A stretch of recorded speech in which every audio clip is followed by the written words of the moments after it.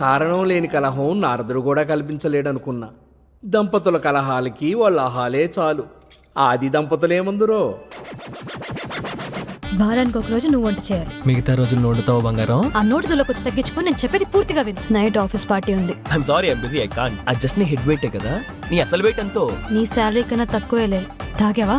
నీకు భయపడాలా? తాగలేదు. నెక్స్ట్.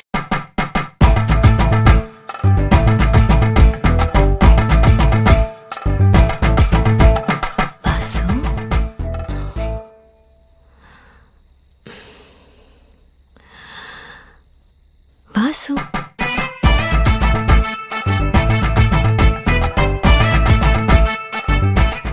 మన పేరెంట్స్ ఉన్నంత వరకు మనం సరిగ్గా ఉందాం.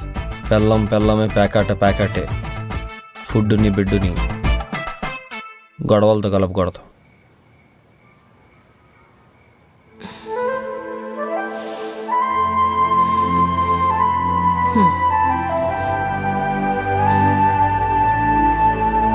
ఇంకేంటి మరి?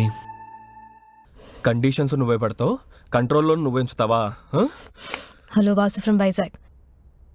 నువ్వు నా కంట్రోల్లో ఉంటున్నావని అనుకుంటున్నావంతే, కానీ నువ్వే ఉండట్లేదు.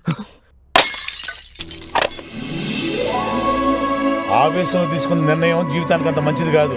ఆలోచించి డెసిషన్ తీసుకో. కొన్ని ప్రశ్నలకు సమాధానాలు ఉండవు. కారణం లేని కోపం, ప్రేమను మించిన పౌరుషం. ఒంటరిగా ఎంత సాధించినా చివరికి ఒంటరితనమే మిగిలిపోతుంది.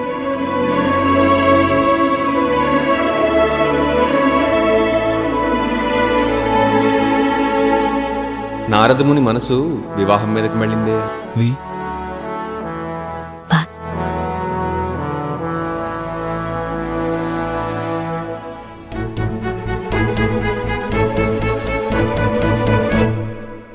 హెల్మెట్ వాడట్లేదా?